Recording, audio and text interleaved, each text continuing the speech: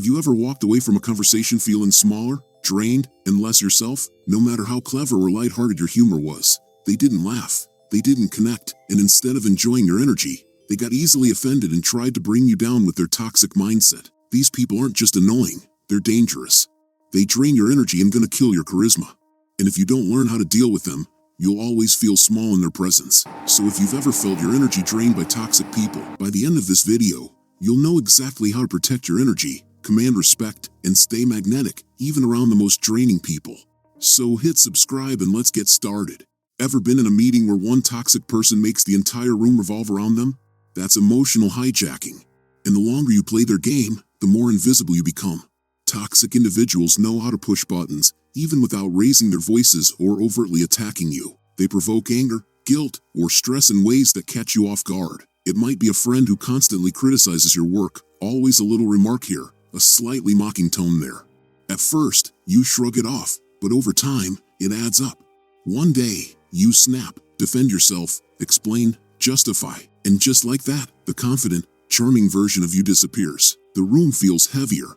People notice the shift, even if they can't quite put their finger on it. Your energy, which normally draws people in, becomes scattered and reactive. You're no longer leading the vibe, you're reacting to theirs. What makes this even trickier is how these individuals hijack your attention. Remember, I was telling you in other videos that charisma isn't just about what you say, it's about how present you are. Toxic people often monopolize mental space without you realizing it.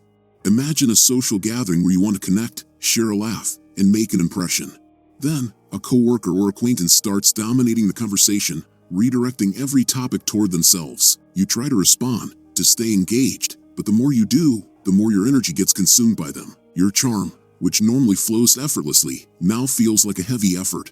And because charisma depends on presence, the moment your focus is hijacked, the magnetic pull that draws people to you begins to weaken, almost imperceptibly. Another way they chip away at your energy is through overaccommodation. Charismatic people often notice others' moods, adjusting themselves naturally to keep the vibe smooth. But toxic people exploit this. They demand more attention than they give, more compromise than is reasonable, more apology than is warranted. You find yourself bending to their ego, bending just to avoid conflict or keep the peace. Each small compromise feels harmless, but cumulatively, it eats away at your confidence. You start second-guessing your own choices, your energy feels thinner, and the authenticity that makes you magnetic starts to fade. You're still physically there, still smiling, but inside, your spark dims just a little more each time. Then there's the subtle undermining, the quiet erosion of confidence. Not every toxic person is loud or brash. Many use small, almost invisible tactics, a sarcastic remark, a passive-aggressive comment, or a casual doubt cast at your abilities. They would say things like, "Are you sure that's the right move?" Or, "I thought you'd handle that differently." Might seem minor at first, but over time, these little digs accumulate, and you begin to censor yourself. You hesitate before speaking, your jokes feel less playful, and the boldness that naturally attracts people starts to shrink. Authenticity is the core of charm, and when self-doubt sneaks in, it chips away at the magnetic energy you've worked to cultivate. Finally, toxic people contaminate the social atmosphere. Their negativity spreads, altering the way others perceive the room and even how they perceive you. Think about a group of friends where one person constantly complains or criticizes quietly, with subtle cynicism. You try to stay positive, but after a while, their mood seeps into the energy around you. Laughter becomes forced, conversations feel heavier, and even your natural charm requires more effort to maintain. Their toxicity doesn't attack you directly, it doesn't need to. The effect is social and cumulative. Everyone in proximity begins to feel it, and even the most magnetic person can struggle to maintain their pull if they aren't aware of how the fog is spreading. What's especially dangerous about all of this is that the influence of toxic people is subtle and often invisible. You don't always realize it's happening until your energy is low, your confidence shaken, and your charm seems to have faded overnight. You might leave a conversation feeling drained, puzzled, and wondering why it's harder to be yourself around certain people. That's not because your charisma has failed. It's because someone else's negativity has been quietly leeching off you, one tiny interaction at a time. The truth is, charisma isn't just about jokes, charm, or even confidence. It's a form of energy, a presence that makes people feel drawn to you. Toxic individuals don't just annoy, they erode that energy, often without even intending to consciously harm you. And because it happens slowly, it creates a dangerous trap. The more you interact with them, the more you expend energy defending, explaining, or adjusting, and the more your natural magnetic presence diminishes. And once you can recognize these patterns, The next step is learning to stay emotionally grounded. Charismatic people are magnetic because they are calm, even when the room is chaotic. Toxic individuals feed on emotional reactions. They seek the spark of anger, the hesitation of doubt, the flinch of discomfort. The secret weapon against them is simple: emotional composure.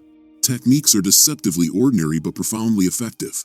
Deep breathing, even a subtle inhale and exhale, can anchor your nervous system when a manipulative comment lands.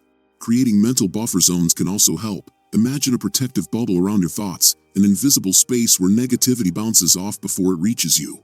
Reframing is another powerful tool. Instead of interpreting a jab as a personal attack, see it as a test of your presence. Each challenge is an opportunity to remain calm, to stay centered, and to subtly display strength. Calm is power, and those who seek to disrupt your energy cannot thrive when they encounter it. With recognition and emotional grounding in place, you can move to redirecting the conversation, a skill that is both subtle and highly effective. The goal isn't to argue or to overpower, but to guide the dialogue away from toxicity and back toward engagement or even neutrality. One method is to ask solution-focused questions. A manipulative colleague may point out problems or complain endlessly, expecting your energy to fuel their narrative.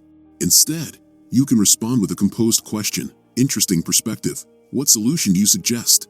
Notice how this subtly shifts responsibility back to them, while keeping you in control of your energy.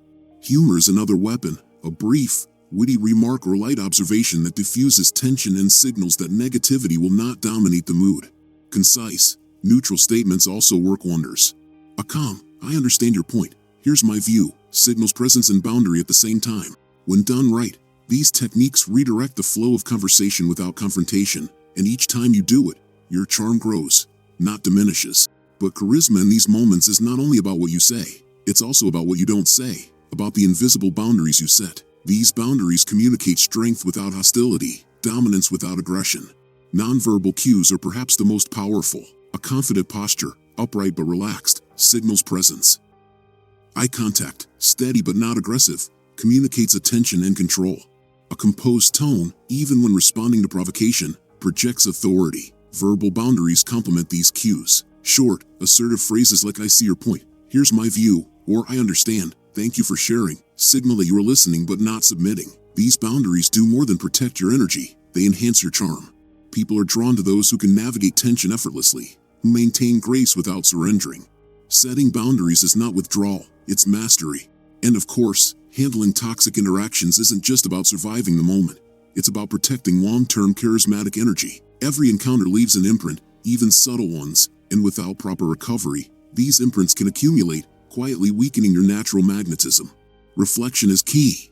Take time after challenging interactions to process the experience without judgment. Journaling can help. Writing down what happened, how you felt, and what you could do differently next time turns a draining encounter into a learning opportunity. Social detox is another critical practice. Surround yourself with people who uplift and energize you, who appreciate your energy rather than deplete it. Your charisma thrives in environments that respect and amplify it, not in spaces dominated by negativity. Recovery is not indulgence, it's strategic preservation of your personal magnetism. As you integrate these approaches, the transformation is subtle at first, but profound. Conversations with toxic individuals no longer feel like energy-draining battles. Instead, they become exercises in maintaining calm, redirecting focus, and preserving presence.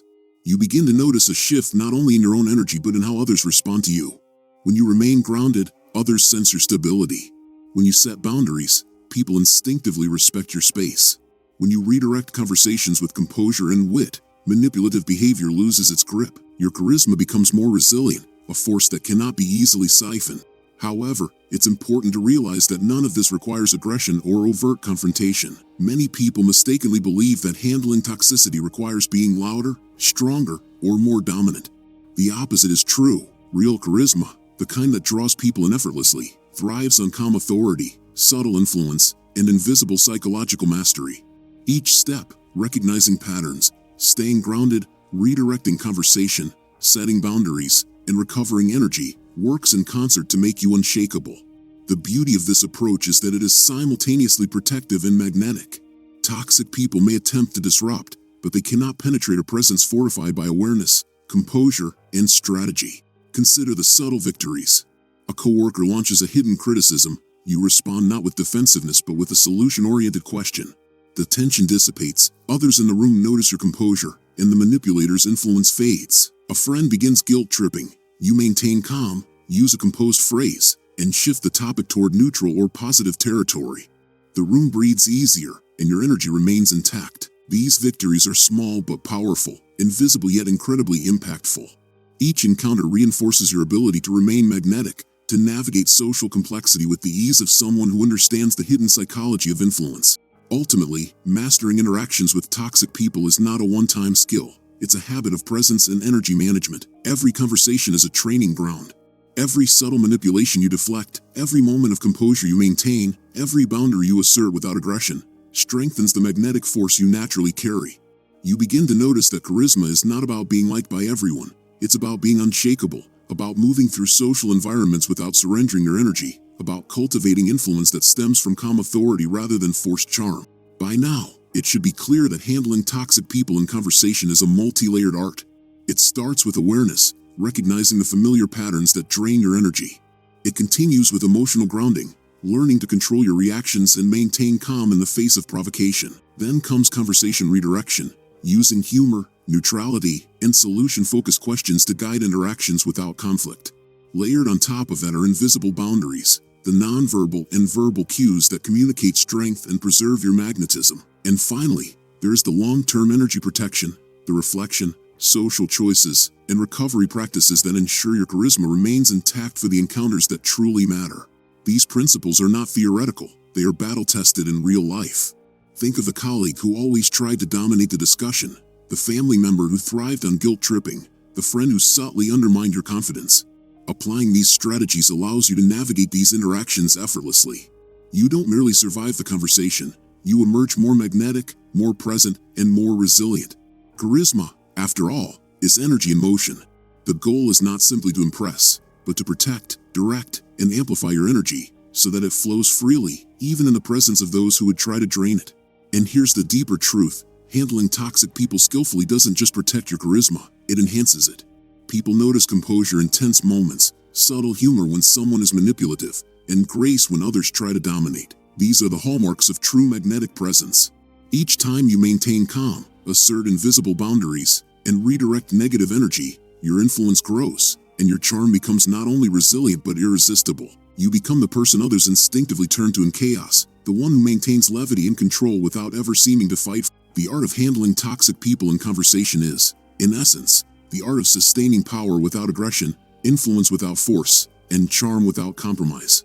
It's about learning the invisible rules of social energy, mastering emotional dynamics, and asserting presence in ways that protect your magnetism.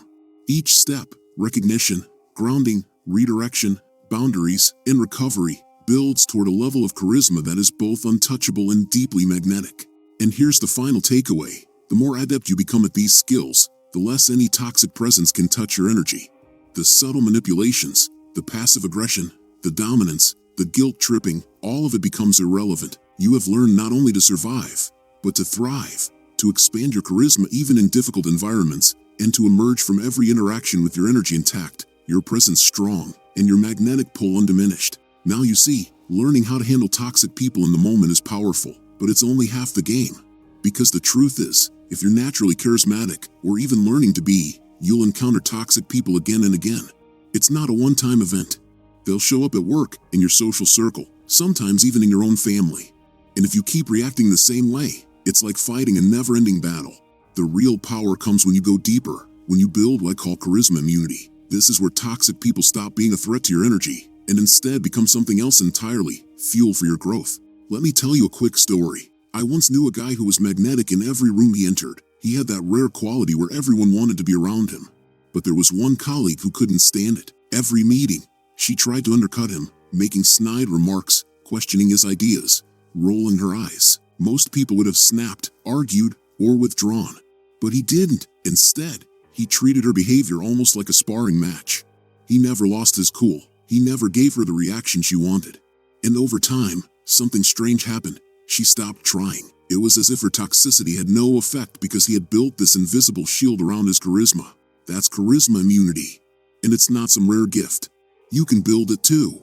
The first step is shifting your identity. Toxic people feed on one thing: the belief that you're their target. The moment you see yourself as a victim, as someone who has to deal with their negativity, they've already won half the battle. But when you shift your frame, when you start seeing yourself not as a target, but as the leader who sets the emotional tone of any room, everything changes. Instead of reacting, you start orchestrating. You're not trying to win their approval, you're setting the vibe, and they're forced to adjust to you.